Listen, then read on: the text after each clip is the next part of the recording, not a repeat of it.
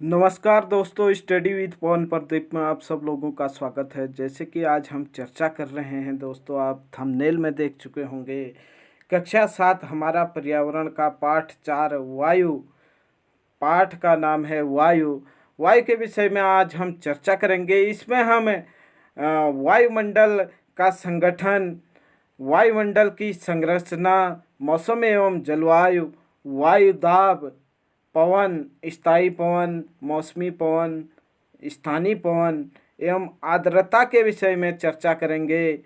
आइए दोस्तों चर्चा शुरू करें कि जो हमारी पृथ्वी है उसके चारों ओर वायु की घनी चादर घिरी हुई है, जिसे वायुमंडल कहते हैं। प्रश्न बनता है कि वायुमंडल किसे कहते हैं। हमारी पृथ्वी के जो चारों ओर वायु की घनी चादर है उसे वायुमंडल कहते हैं। आप लिख सकते हैं, पृथ्वी पर सभी जीव जीवित रहने के लिए वायुमंडल पर निर्भर हैं। यह हमें सांस लेने के लिए वायु प्रदान करता है। सूर्य की किरणों के हानिकारक प्रभाव से हमारी रक्षा करता है। यदि सुरक्षा की यह चादर ना हो तो हम दिन के समय सूर्य की गर्मी में तप्त होकर जल सकते हैं और रात में ठंडे से जम सकते हैं, अर्थात जीवन संभव नहीं हो पाएगा। वह वायु राशि जिसने पृथ्वी के तापमान को रहने योग्य बनाया है। वायुमंडल हमने देखा हमारे पृथ्वी के चारों ओर एक घनी चादर है, और अगर हम संक्षेप में कहें तो वह वायु राशि जो हमें पृथ्वी पर रहने के लिए अनुकूलित करती है या पृथ्वी में रहने योग्य बनाती है। जैसे आपने यहाँ पर पढ़ा, नहीं तो हम दिन में सूर्य की गर्मी से जल सकते थे और रात में ठंडे से हम क्या हो सकते थे, बर्फ के रूप में परिवर्तित हो सकते थे।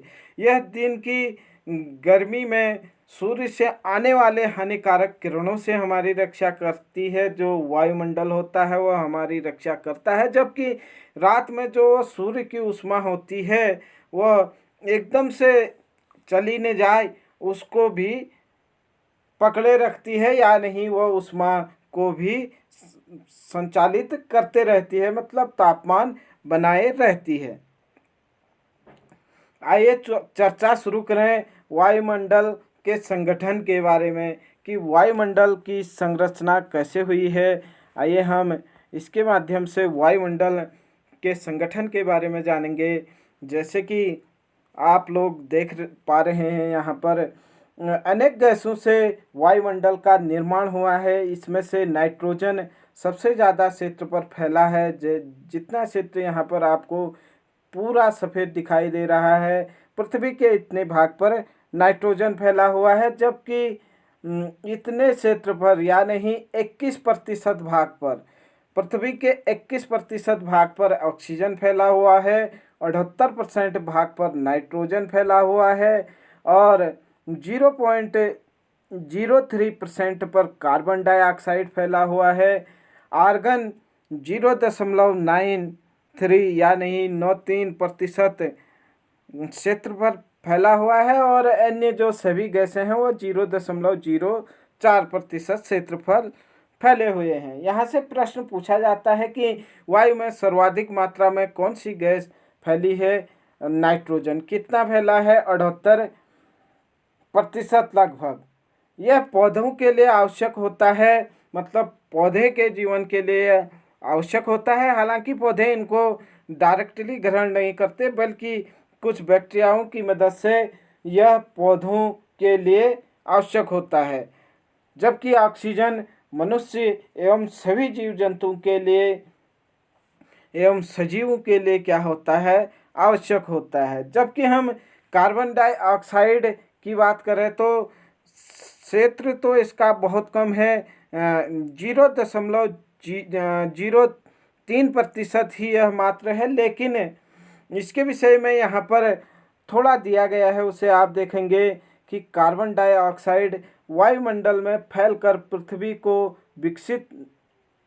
विकृत ऊष्मा को पृथ्वी पर रोककर ग्रीन हाउस गैस पैदा करती है। प्रश्न पूछा जाता है कि कौन सी गैस ग्रीन हाउस गैस कहलाती है? Carbon dioxide green house gas कहलाती है। यहाँ पर दिया गया है, इसीलिए इसे ग्रीन हाउस गैस कहते हैं। और इसके अभाव में धरती इतनी ठंडी हो जाती है, इस पर रहना असंभव होता। किंतु जब कारखानों एवं कार के धुएं से वायुमंडल में इसका स्तर बढ़ता है, तब इसमें ऊष्मा के द्वारा पृथ्वी का तापमान बढ़ता है। जब इसमें क्या होता है, कारखाने एवं अन्य चीज़ों से प्रदूषण बढ़ता है या नहीं, तो इसमें वृद्धि होती है और इसे भूमंडलीय तापन या ग्लोबल वार्मिंग कहते हैं। प्रश्न पूछा जा सकता है कि किस गैस से ग्लोबल वार्मिंग होती है, तो यह कार्बन डाइऑक्साइड से ग्लोबल वार्मिंग होती है। कार्बन डाइऑक्साइड जिसे हम CO2 के नाम से जानते हैं। पहली चीज़ हमने देखा था, यह ग्रीन हाउस गैस है। यह वैश्विक तापमान को वृद्धि करने में सर्वाधिक तापमान बढ़ाने वाला गैस है। प्रश्न कभी कभी यह भी पूछा जाता है कि सर्वाधिक तापमान कौन सी गैस बढ़ाती है, वायुमंडल की कौन सी गैस, तो वह कार्बन डाइऑक्साइड है, CO2 वायुमंडल की सबसे अधिक ग्लोबल वार्मिंग में, मतलब जो वैश्विक तापमान है उसमें सर्वाधिक तापमान बढ़ाता है। जबकि इसी के साथ साथ एक प्रश्न और पूछा जाता है कि वायुमंडल को सर्वाधिक प्रदूषित करने वाला गैस कौन है, तो वह CO है। CO मतलब कार्बन मोनोऑक्साइड। दोनों में अंतर समझ रहे होंगे आप। वैश्विक तापमान में सर्वाधिक ऊष्मा बढ़ाने वाला कार्बन डाइऑक्साइड, जबकि वायुमंडल को सर्वाधिक प्रदूषित करने वाला गैस CO कार्बन मोनोऑक्साइड है। आगे देखें इसमें क्या लिखा गया है। तापमान में इस वृद्धि के कारण पृथ्वी के सबसे ठंडे प्रदेश में जमी हुई बर्फ पिघलती है। जब ग्लोबल वार्मिंग होती है यानी वैश्विक तापमान बढ़ता है, तो जो ठंडे प्रदेश होते हैं वहाँ के बर्फ पिघल जाती है और परिणाम स्वरूप क्या होता है, समुद्र का जल स्तर बढ़ जाता है, जिससे कि उसके समुद्र तटीय क्षेत्र बाढ़ में आ जाते हैं, बाढ़ में डूब जाते हैं, जिससे वहाँ पर जनजीवन क्या हो जाता है, नष्ट हो जाता है। वहाँ पर जो भी जीव जंतु मनुष्य रहते हैं वह डूब जाते हैं और इसी कारण दीर्घ अवधि में के कारण जलवायु में अत्यधिक परिवर्तन हो सकता है। हम कह सकते हैं कि कार्बन डाइऑक्साइड के कारण दीर्घकाल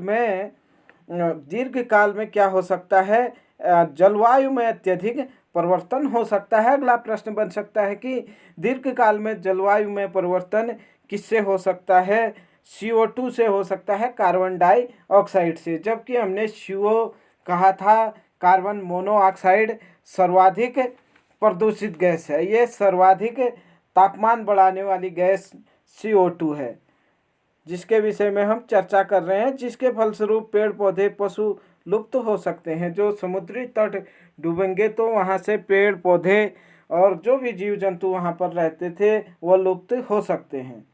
आगे चर्चा करें हम कि जो ये गैसें हैं यह क्या कर सकती हैं। कार्बन डाइऑक्साइड विशेष तौर पर दीर्घकाल में यहाँ परिवर्तन कर सकती है, जलवायु परिवर्तन कर सकती है। आइए हम इसे एक बार जल्दी से पढ़ लेते हैं कि हमने क्या क्या समझा यहाँ पर। क्या आप जानते हैं कि जिस वायु का उपयोग हम सांस लेने के लिए करते हैं वास्तव में वह अनेक गैसों का मिश्रण है। नाइट्रोजन तथा ऑक्सीजन ऐसी दो गैसें हैं जिसने वायुमंडल का सबसे बड़ा भाग घेरा हुआ है। आप लोग देख रहे हैं नीले और सफ़ेद क्षेत्र में ये दोनों गैसें हैं, लगभग पूरे क्षेत्र में यही हैं। 99% लगभग क्षेत्र में कौन कौन दो गैसें हैं, नाइट्रोजन एवं ऑक्सीजन, जिसमें वायुमंडल का बड़ा भाग बना हुआ है। Carbon dioxide, helium, ozone, argon एवं हाइड्रोजन कम मात्रा में पाए जाते हैं। इन गैसों के अलावा धूल के छोटे छोटे कण भी हवा में मौजूद होते हैं। आप देख रहे हैं कार्बन डाइऑक्साइड, आर्गन एवं अन्य गैसें क्या होती हैं, बहुत कम मात्रा में पाई जाती हैं। यही चीज़ें यहाँ पर कहा गया है। और साथ ही साथ जो ये वायु होती है इसमें धूल के भी कण होते हैं। वृत्तारेख दिया गया है जिसमें वायु के विभिन्न संगठकों प्रतिशत दर्शाए गए हैं, इसकी चर्चा की गई है कि मतलब इसमें ये सब चीज़ें दर्शाए गए हैं, जो चीज़ें आप लोगों ने देखी है भी। और साथ ही साथ नाइट्रोजन वायु में सर्वाधिक पाई जाने वाली गैस है, हम इस पर चर्चा कर चुके हैं। जब हम सांस लेते हैं तब फेफड़ों में कुछ नाइट्रोजन भी ले लेते हैं और फिर उसे बाहर निकाल देते हैं, परंतु पौधों को अपने जीवन के लिए नाइट्रोजन की आवश्यकता होती है। जैसे हम पहले ही चर्चा कर चुके हैं कि पौधों को अपने जीवन के लिए किसकी आवश्यकता होती है, नाइट्रोजन की। पौधों को जीने के लिए किसकी आवश्यकता होती है, नाइट्रोजन की। वे सभी वायु से नाइट्रोजन ले नहीं पाते हैं, बल्कि क्या होता है, कुछ पौधों की जड़ों में रहने वाले जीवाणु नाइट्रोजन लेकर इसका स्वरूप बदल देते हैं, जिससे पौधे इसका प्रयोग करते हैं। ये चर्चा हम पहले कर चुके हैं।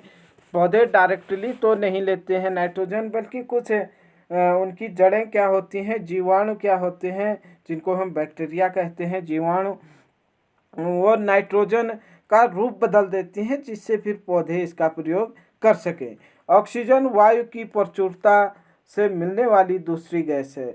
सबसे सर्वाधिक गैस कौन सी गैस पाई जाती है, नाइट्रोजन। दूसरी सर्वाधिक गैस ऑक्सीजन है। मनुष्य तथा पशु सांस लेने के लिए ऑक्सीजन प्राप्त करते हैं। हरे पादप प्रकाश संश्लेषण द्वारा ऑक्सीजन उत्पन्न करते हैं। इस प्रकार वायु में ऑक्सीजन की मात्रा बनी रहती है। हम चर्चा पहले ही कर चुके हैं कि हरे पादप हैं, जीव जंतु हैं, मनुष्य है, इन सब को जीने के लिए ऑक्सीजन की अत्यंत आवश्यकता होती है। अगर हम वृक्ष काटते हैं तो यह संतुलन बिगड़ सकता है। पेड़ पौधों का होना भी आवश्यक है। कार्बन डाइऑक्साइड अन्य महत्वपूर्ण गैस है। इसके बाद कार्बन डाइऑक्साइड जो अन्य महत्वपूर्ण गैस है, जिसके विषय में हमने चर्चा की थी कि यह क्या है, ग्लोबल वार्मिंग के लिए भी एक खतरा बढ़ा रहा है, जबकि इसे ग्रीन हाउस गैस भी कहा जाता है। हरे पादप अपने भोजन के रूप में कार्बन डाइऑक्साइड का प्रयोग करते हैं। जो हरे पादप होते हैं वह अपने भोजन के रूप में किसका प्रयोग करते हैं, प्रश्न पूछा जा सकता है। तो हरे पौधे अपने भोजन के रूप में कार्बन डाइऑक्साइड का प्रयोग करते हैं और ऑक्सीजन वापस देते हैं। बदले में क्या देते हैं, कार्बन डाइऑक्साइड के बदले ऑक्सीजन देते हैं। मनुष्य और पशु कार्बन डाइऑक्साइड बाहर निकालते हैं। ठीक उसके विपरीत, पेड़ पौधों के विपरीत मनुष्य क्या करते हैं, कार्बन डाइऑक्साइड बाहर निकालते हैं। जीव जंतु भी कार्बन डाइऑक्साइड बाहर निकालते हैं, जबकि पेड़ इसको ग्रहण करते हैं और बदले में क्या देते हैं, ऑक्सीजन देते हैं। मनुष्यों तथा पशुओं द्वारा बाहर छोड़े जाने वाले कार्बन डाई की मात्रा पादपों द्वारा प्रयोग की जाने वाली गैस के बराबर होती है, जिससे यह संतुलन बना रहता है। परंतु संतुलन कोयला तथा खनिज तेल और ईंधनों के जलने से गड़बड़ा जाता है। जो मनुष्यों द्वारा कार्बन डाइऑक्साइड छोड़ा जाता है उसे तो जो पेड़ पौधे होते हैं वह संतुलित कर लेते हैं, लेकिन जैसे कोयला है, खनिज तेल हैं और जो भी आदि ईंधन होते हैं उनके जलाने से क्या होता है, यह संतुलन बिगड़ जाता है। यह चर्चा की गई है। प्रश्न पूछा जा सकता है कि जो वायुमंडल का संतुलन है वह किससे बिगड़ सकता है, तो वह कोयला, खनिज और ईंधनों के अत्यधिक प्रयोग से बिगड़ सकता है। वो वायुमंडल में प्रतिवर्ष करोड़ों टन कार्बन डाइऑक्साइड की बढ़ोतरी करते हैं। परिणाम स्वरूप कार्बन डाइऑक्साइड का बढ़ा हुआ आयतन पृथ्वी पर मौसम तथा जलवायु को प्रभावित करता है। आप यहाँ पर देखें, आपने क्या जाना, जब गर्म वायु क्या होती है, हल्की होती है तो वह ऊपर उठती है।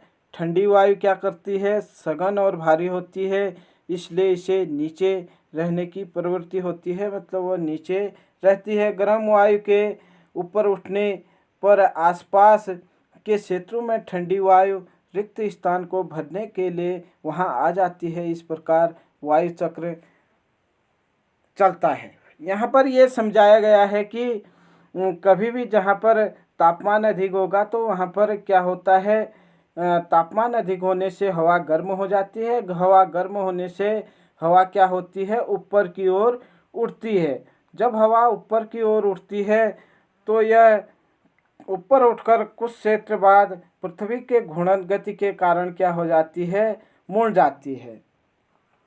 जब यह मुड़ जाती है, जैसे यहाँ से अगर हवा ऊपर गई है तो ये क्षेत्र खाली हो जाता है, और जो ठंडी हवा होती है वो ऊपर जो होती है तो वो घूम करके इसके सहारे कहाँ को आ जाती है, नीचे आ जाती है, या नहीं इन खाली स्थानों को भर लेती है। यह चीज़ें यहाँ पर बताई गई है कि जो वायु का चक्रण है, गर्म हवा ऊपर को उठती है, जबकि जो ठंडी हवा होती है वो नीचे बैठती है और गर्म हवा की जगह ले लेती है। आगे हम चर्चा करते हैं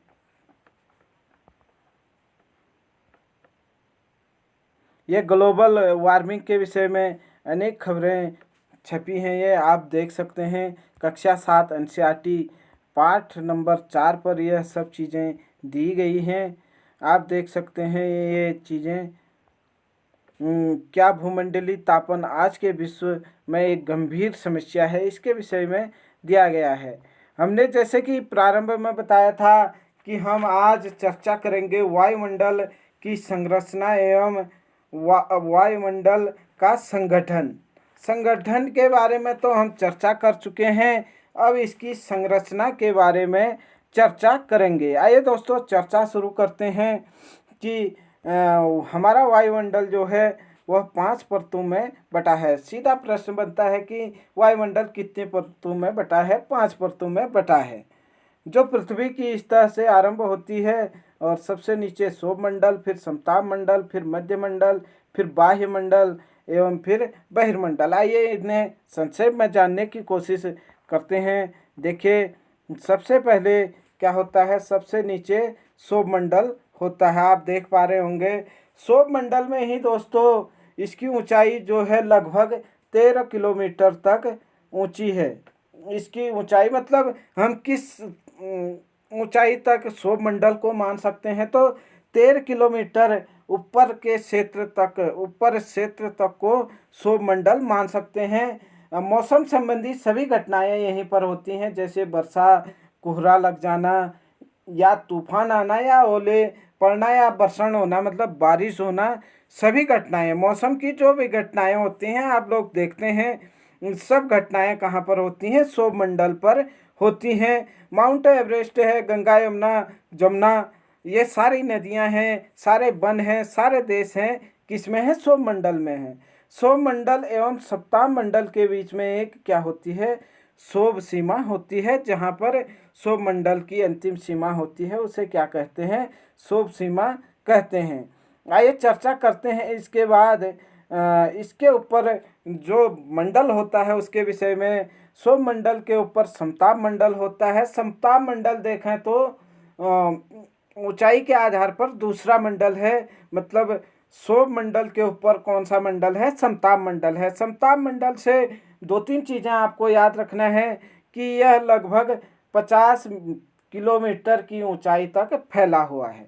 आगे हम अभी देखेंगे, इसमें एक बार जब पढ़ेंगे एक बार समझ लें। 50 किलोमीटर ऊपर तक फैला हुआ है। प्रश्न पूछा जा सकता है कि समताप मंडल कितने क्षेत्र में फैला है? यह लगभग 13 या 16 किलोमीटर से 50 किलोमीटर के क्षेत्र में फैला हुआ है। समताप मंडल से 2 और चीज़ें महत्वपूर्ण है। यहाँ पर मौसम संबंधी कोई भी घटना नहीं होती है, जैसे बादल लगना, वर्षा होना, ओले पड़ना, ये कुछ भी घटनाएं नहीं होती हैं, जिससे यहाँ पर मौसम क्या होता है?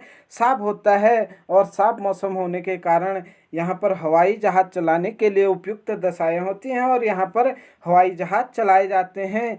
प्रश्न पूछा जाता है कि किस मंडल में हवाई जहाज़ चलाए जाते हैं, तो समताप मंडल में हवाई जहाज़ चलाए जाते हैं। नंबर दूसरी चीज़, ओजोन परत भी समताप मंडल में है, जो हमें सूर्य से आने वाली हानिकारक किरणों से बचाती है। नंबर 1 प्रश्न तो ये बनता है ओजोन परत से कि सूर्य के हानिकारक किरणों को पृथ्वी तक पहुंचने में कौन सी परत हम बचाती है? तो ओजोन परत। दूसरा प्रश्न, ओजोन परत किस मंडल में पाया जाता है? तो ओजोन परत समताप मंडल में पाया जाता है। समताप मंडल का जो ऊपरी हिस्सा है और मध्य मंडल के बीच का क्षेत्र भी हम कह सकते हैं, या प्रश्न पूछा जा सकता है। समताप मंडल का ऊपरी हिस्सा समताप सीमा कहलाता है। जैसे क्षोभ सीमा कहलाया था, वैसे ही समताप सीमा कहलाता है। कभी प्रश्न ऐसे भी पूछा जा सकता है कि मध्य मंडल एवं समताप मंडल के मध्य कौन सा क्षेत्र होता है या क्या होता है, तो समताप सीमा होती है। इसके बाद चर्चा करते हैं हम मध्य मंडल की। मध्य मंडल बीच में है दोस्तों। जैसे कि आप देख रहे हैं, दो मंडल इसके नीचे आगे क्षोभ मंडल एवं समताप मंडल, जबकि ये मध्य मंडल है। इसके ऊपर बाह्य मंडल और उसके ऊपर बहिर्मंडल यहाँ पर दिए गए हैं। तो यह बीच में है, जो 80 किलोमीटर ऊंचे क्षेत्र तक फैला हुआ है। उल्का पिंड अगर इसमें प्रवेश करते हैं तो ये जल जाते हैं। ये उल्का पिंडें दिखाई गई हैं, ये आप देख पा रहे होंगे। ये अगर मध्य मंडल में प्रवेश करते हैं तो ये क्या हो जाते हैं, जल जाते हैं। मध्य मंडल को मीजोस्फीयर भी कहा जाता है, जबकि समताप मंडल को हम स्ट्रेटोस्फीयर के नाम से जानते हैं। प्रश्न ये भी पूछा जाता है कि समताप मंडल को किस नाम से जाना जाता है, तो समताप मंडल को स्ट्रेटोस्फीयर के नाम से जाना जाता है। जबकि क्षोभ मंडल की अगर बात करें तो क्षोभ मंडल को अन्य किस नाम से जाना जाता है, तो ट्रोपोस्फीयर के नाम से क्षोभ मंडल को जाना जाता है। ट्रोपोस्फीयर के नाम से क्षोभ मंडल को जाना जाता है, जबकि स्ट्रेटोस्फीयर के नाम से समताप मंडल को जाना जाता है। और सबसे मध्य में जो है मध्य मंडल, इसको मीजोस्फीयर के नाम से जाना जाता है, जहाँ पर उल्का पिंड अगर प्रवेश करते हैं तो वह जल जाते हैं। इसके बाद जो है बाह्य वायुमंडल आता है। बाह्य वायुमंडल एवं मध्य मंडल के बीच में आप देख पा रहे होंगे मध्य सीमा आती है। अगर हम बात करें तो जो बाह्य वायुमंडल है, इसी के अंदर आयन मंडल भी पाया जाता है। प्रश्न पूछा जाता है आयन मंडल किसका एक भाग है या किसके अंदर पाया जाता है, तो आयन मंडल बाह्य वायुमंडल के अंदर है या बाह्य वायुमंडल में पाया जाता है। यह 80 किलोमीटर ऊंचाई तक का क्षेत्र है। इसे एक्सोमोस्फीयर कहा जाता है। एक्सोमोस्फीयर किसे कहा जाता है, तो एक्सोमोस्फीयर बाह्य वायुमंडल को कहा जाता है। 80 किलोमीटर ऊंचाई तक होता है।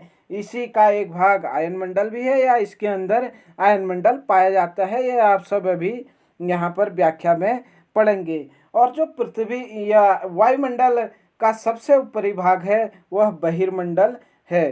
प्रश्न पूछा जाएगा कि वायुमंडल का सबसे बाहरी क्षेत्र या ऊपरी क्षेत्र कौन सा है, तो वह बहिर्मंडल है। बहिर्मंडल को एक्सोस्फीयर के नाम से जानते हैं। प्रश्न पूछा जा सकता है कि बहिर्मंडल को अन्य किस नाम से जानते हैं, बहिर्मंडल को एक्सोस्फीयर के नाम से जानते हैं।